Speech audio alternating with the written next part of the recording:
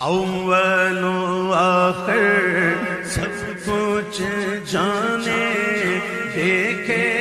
بعید و قریب، غیب کی خبریں دینے والا، غیب کی خبریں دینے والا، اللہ کا وہ حبیب مدنی رب العالمین والعاقبۃ للمتقین، والصلاة والسلام علی سیدنا ومولانا محمد وعلی آلہ واصحابہ اجمعین۔ اعوذ باللہ من الشیطان الرجیم، بسم اللہ الرحمن الرحیم۔ ان اللہ وملائکتہ یصلون علی النبی یا ایہا الذین آمنوا صلوا علیہ وسلموا تسلیما۔ الصلاۃ والسلام علیک یا سیدی یا رسول اللہ وعلی آلک واصحابک یا سیدی یا حبیب اللہ۔ الحمدللہ آج 7واں رمضان المبارک رفتار کا وقت قریب ہے۔ میرے لیے یہ لمحات انتہائی انعام والے کہ اس بابرکت ماہ مقدس میں، ان برکت والی گھڑیوں میں، رحمتوں والی گھڑیوں میں آج پھر اپنی اس روٹین کے مطابق جو 28 سال برطانیہ میں افطار سے پہلے مختلف گھروں پہ جا کر محفل ذکر سبحانی اور ختم خواجگان کا اہتمام ہوتا تھا، اسی یاد کو تازہ کرتے ہوئے آج اسلام آباد میں آپ کے سامنے حاضر ہوں۔ میرا ایمان ہے کہ حضور آقا مدنی تاجدار نور مجسم، کائنات کے والی، سید المرسلین، خاتم النبیین، جو کائنات کے ہر زمانے کے لیے رحمت بن کر آئے، اس آقا مدنی تاجدار کے کرم سے یہ رمضان المبارک کی برکت گھڑیاں ملی، اس نبی رحمت کی بارگاہ میں ہم ہدیہ عقیدت پیش کرتے ہیں۔ جو نبوت کا دروازہ بند ہوا آپ کے، اور یہ شان آپ کو عطا ہوئی کہ آپ کے بعد کوئی نبی نہیں، یہ ہمارا عقیدہ اور ایمان ہے۔ تو اسی ایمان کو تازہ کرتے ہوئے میں تمام ان عاشقان رسول کو، ان محبان طریقت کو سلام پیش کرتا ہوں جو اس ایمان پہ کامل ہو کر اپنے نبی کی رحمتوں کے فیض کو اپنے دلوں میں آباد کرتے ہیں اور حضور کی ختم نبوت پہ پہرا بھی دیتے ہیں۔ اور جو بھی کوئی فتنہ اٹھتا رہا مختلف ادوار میں، یہ عاشقان رسول اس فتنے کو مٹاتے رہے، اور آج بھی اس قادیانیت کے فتنے کو مٹانے کے لیے اہل ایمان اسی ایمان کے ساتھ، اس نبی کے وفادار، آج بھی اپنے ایمانوں کے ساتھ ہم جو ہیں صف اول پہ کھڑے ہیں۔ ہمیں نہ چھیڑا جائے، ہمارے ایمان کا امتحان نہ لیا جائے۔ میں اہل علم کو، اہل وفا کو اور اہل حکومت کو یہ بار بار یہ کہنا چاہتا ہوں کہ اس نبی رحمت کی وفاداریوں کو، ہمارے امتحان کو نہ لیا جائے اور اس فتنے کو نہ چھیڑا جائے، بلکہ اسے ختم کر دیا جائے۔ یہ مردود ہیں، یہ کافر ہیں، ان کے ساتھ کسی چیز کا کوئی تعلق اپنی وفا کے لیے نہ کرو، بلکہ وہ تمہیں بھی مٹا کے رکھ دیں گے۔ اس لیے ہمارا یہ عقیدہ ختم نبوت پہ کسی سے کوئی کمپرومائز نہیں ہو سکتا۔ We don't want to let anybody to allow to disrespect our Prophet Muhammad sallallahu alaihi wasallam. It is our belief and it is immensely important obligation of the believers. یہ ہمارے ایمان کا تقاضا ہے، یہ کسی کے ساتھ جھگڑا نہیں، یا کسی کے ساتھ بھی فساد کرنے کا طریقہ نہیں۔ یہ ایک ہی ایمان کا تقاضا ہے کہ اس کائنات میں آخری نبی جس کے سر مبارک پہ نبوت کا تاج لگا ہے، وہ میرا اور آپ کا نبی، نور مجسم، کائنات کا والی، سید المرسلین، بے سہاروں کا سہارا، روشنیوں کا پیغام لینے والا، اندھیروں کو مٹانے والا، وہ ایک ہی ذات ہے، وہ ذات محمد مصطفیٰ صلی اللہ علیہ وسلم کی ذات ہے۔ جو ان کی نبوت پہ ایمان لاتا ہے وہ ہمارا جو ہے وہ ہمارے دل میں بستا ہے۔ تو یہی ایک میرا میسج ہے۔ اور پھر اس کے ساتھ آج موجودہ حالات میں ہم پینڈیمک کنٹیجس ڈیزیز جو پوری دنیا میں پھیلے اس کی وبا میں ہیں، اس فتنے کو ختم کیا جائے، اس وبا کا مقابلہ کرنے کے لیے ہم اللہ کی بارگاہ میں سجدہ ریز ہوتے ہیں۔ اور پھر دیکھیں کشمیر کے مظلوم اس وقت کتنے مہینے گزر کے لاک ڈاؤن میں پڑے ہیں، وہ معصوم بچے، وہ معصوم بچیاں، اور وہ مائیں، وہ بہنیں جن کے سر کی جو ہے پر چادروں کو اتارا گیا، جن کی عصمتوں کو لوٹا گیا۔ آج بھی مودی گورنمنٹ اسی وحشیانہ طور پہ، ظالمانہ طور پہ وہ کشمیر کے نہتوں پہ لاک ڈاؤن کیے ہوئے ہیں۔ ہم اس پہ بھی احتجاج کرتے ہیں کہ اس پہ بھی حکومت وقت کو آواز بلند کرنی چاہیے۔ اور میں سلام پیش کرتا ہوں اپنی افواج پاکستان کو، اپنے ان سالاروں کو، یہ جو ہر مشکل گھڑی میں اس ملک کی بقا کی جنگ لڑتے ہیں، اندر جو ہے اندرون ملک بھی ان سازشوں کا کلا کا کم کرتے ہیں، اور سرحدوں پہ بھی اپنی جانوں کے نذرانے دے کے اس ملک کو بچانے کی کوشش کر رہے ہیں۔ میں ان کو سلام پیش کرتا ہوں، اور انہی کی نسبت سے، انہی کی وساطت سے میں یہ آرزو ہے، میری التجا ہے، جو کشمیر میں، مقبوضہ کشمیر میں نہتے مسلمان اس مودی شیطان کے نرغے میں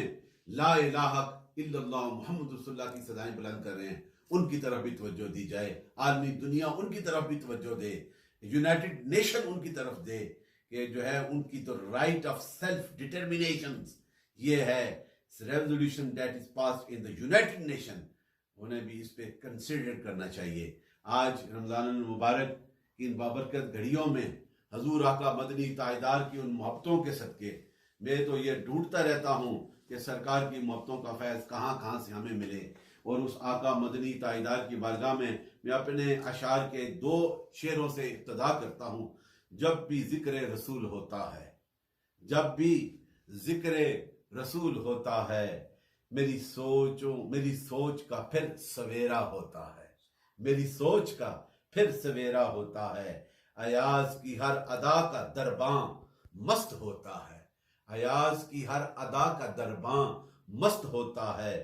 جب بھی ذکر رسول کا اعلان ہوتا ہے۔ تو حضور کے اس ذکر کے حوالے سے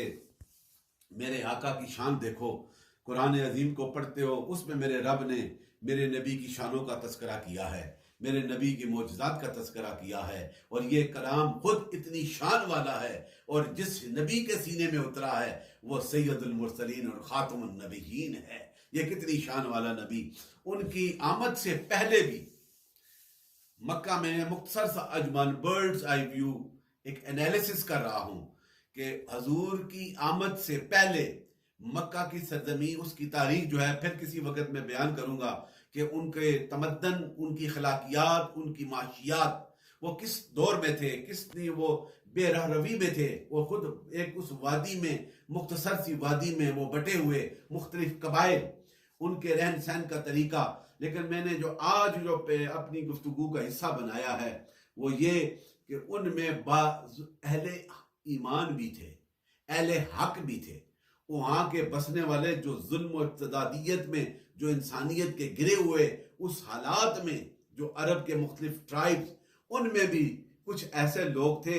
جو دین ابراہیم پہ قائم تھے، وہ بتوں کی پرستش نہیں کرتے تھے، وہ اللہ کی وحدانیت پہ ان کا یہ یقین تھا۔ میں ان کے چند نام آپ کے سامنے پیش کرتا ہوں، اور انہوں نے بھی جو شعور والے تھے، جو علم والے تھے، اور جو حضور کی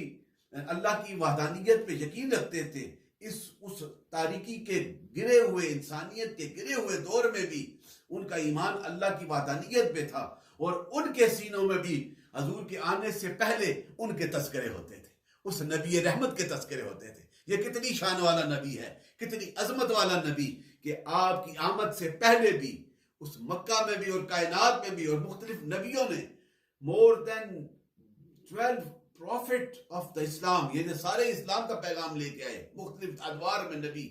انہوں نے بھی سرکار کی آمد کا تذکرہ کیا ہے۔ یہ کتنی شان والا نبی ہے۔ اور ان میں سے اس وقت عہد جاہلیت میں بھی اہل عرب میں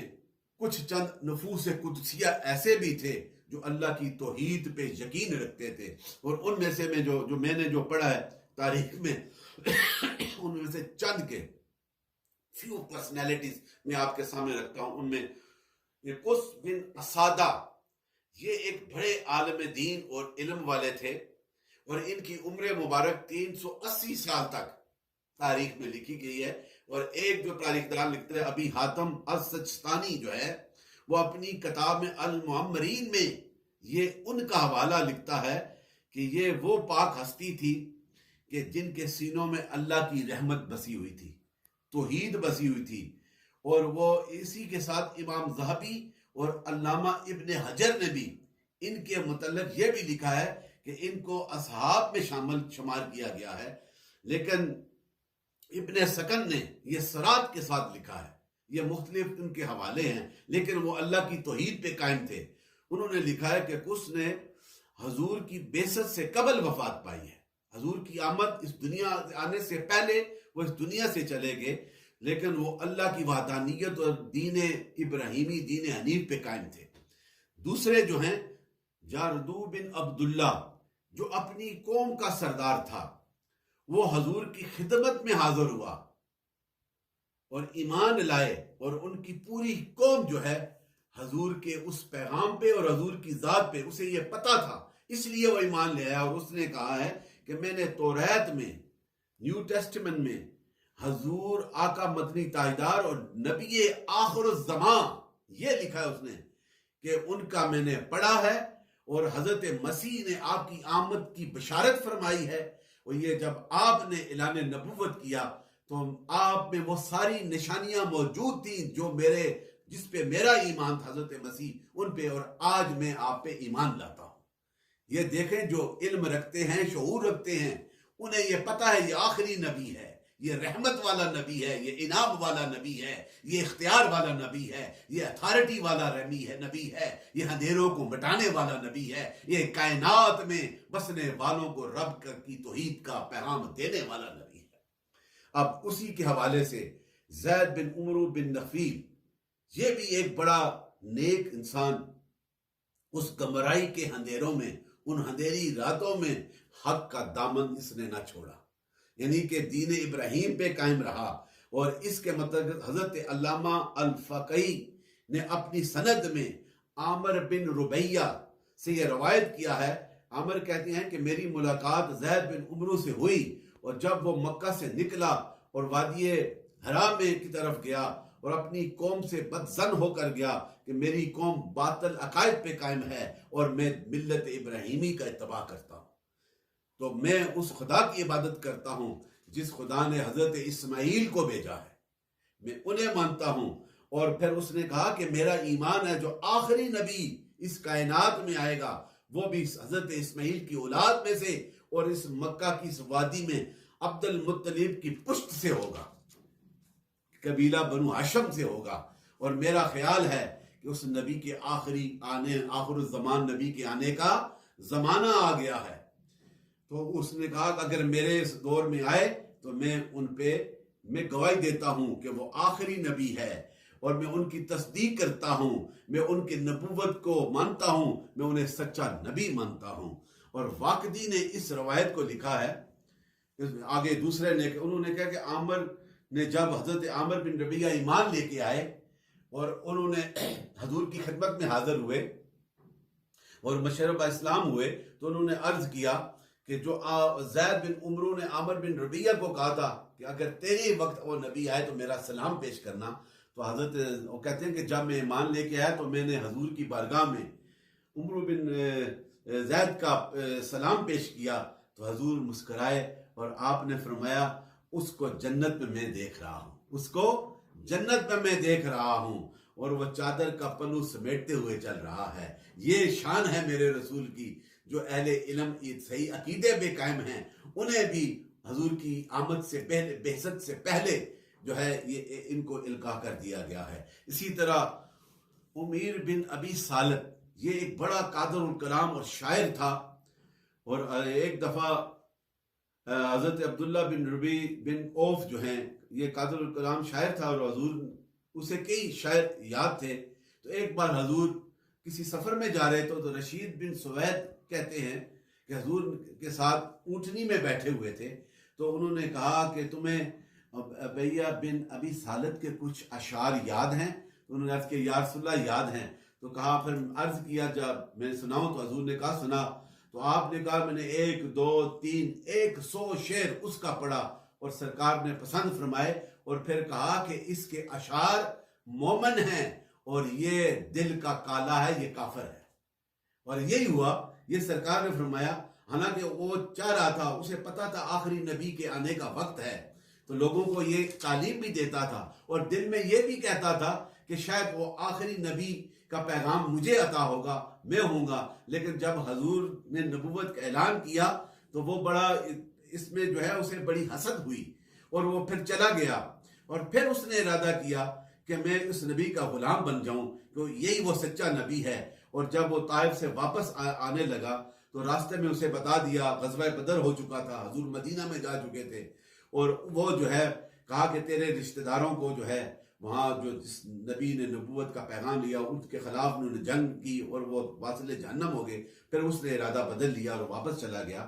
وہ بدبخت ہے، اس لیے سرکار نے کہہ دیا شعر تو اس کے مومن ہیں لیکن دل اس کا کالا ہے، کافر ہے۔ اسی طرح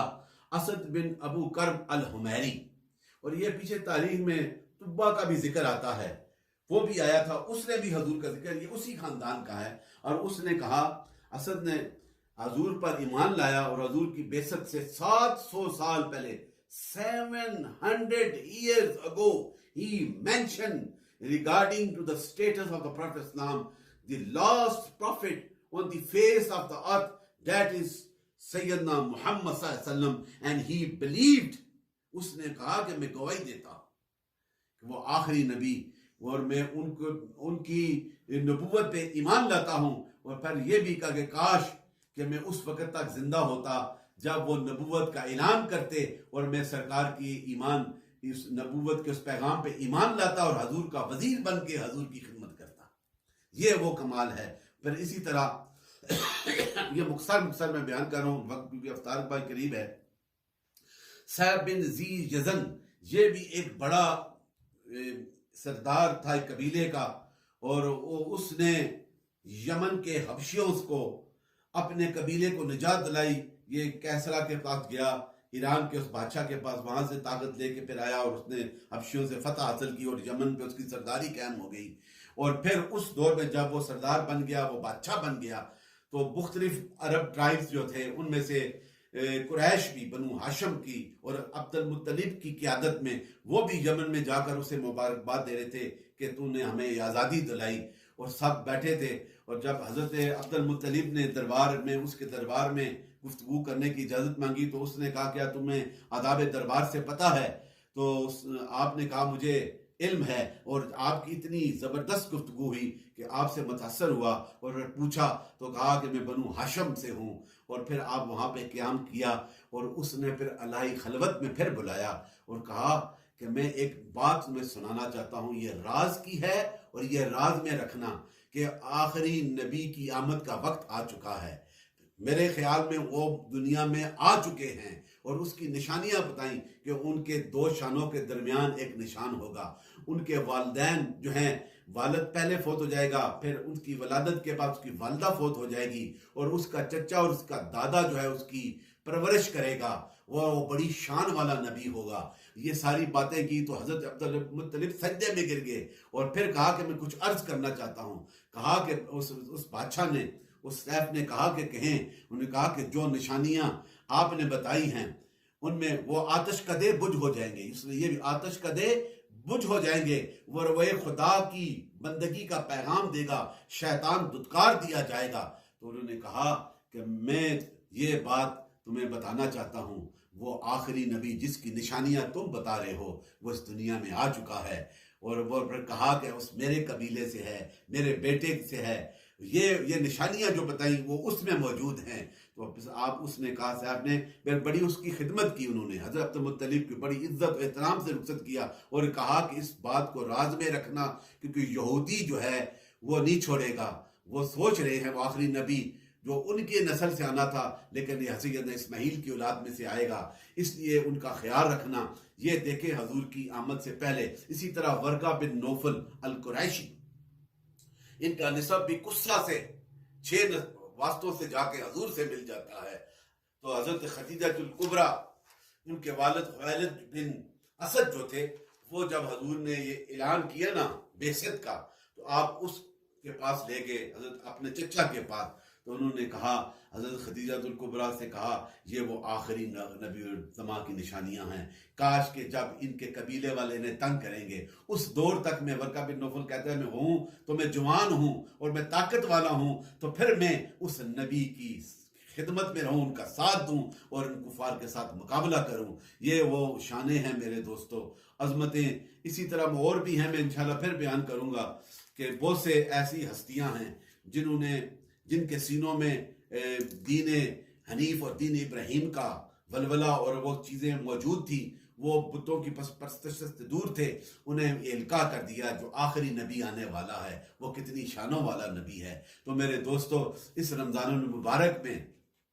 اس نبی سے وفا کرنا ہمارے ایمان کا حصہ ہے۔ ہم اس رمضان المبارک میں آخری عشرہ، اور آج جمعے کا دن ہے، اور جمعے کا دن عید کا دن ہوتا ہے، اور پھر رمضان المبارک میں جمعے کا دن، اور پھر جو کثرت سے میرے آقا کی بارگاہ میں درود و سلام پڑھتا ہے، to salute his beloved prophet and recite درود شریف، اس کا انعام کیا ہے کہ اس کو کیا انعام ملتا ہے؟ حضور فرماتے ہیں کہ میں اسے جانتا بھی ہوں اور اسے پہچانتا بھی ہوں جو سلام کرتا ہے۔ آج جمعے کے دن کثرت سے ہمیں بھی یہ درود پڑھنے کی توفیق عطا فرمائے۔ ایک حدیث پاک جو انگلش میں بھی میرے بہت سے ویورز اور دوست ساتھی ہوتے ہیں، ڈیمانڈ بھی کرتے ہیں کبھی کبھی، I'm trying my best to convey a message in English for these youngsters who live in all over the world, and they are anxiously waiting regarding to explain the status which an authority of the Prophet Islam, which Allah bestowed to his Prophet Muhammad Sallallahu Alaihi Wasallam. Just I want to narrate one hadith. Hazrat Umar سے یہ حدیث راوی ہیں، the Holy Prophet Sallallahu Alaihi Wasallam stood before us, before the Sahaba, before the companions one day and told us about everything that had happened from the beginning of the creations and everything that was going to occur right up to the time and when the inhabitants of the paradise and the inhabitant of the hell would be occupied their respective places. In these two abodes, he who remembered these facts that the Prophet explained, remembered them, and he who forgot them. Those are lucky. When Prophet Muhammad Sallallahu Alaihi Wasallam explained,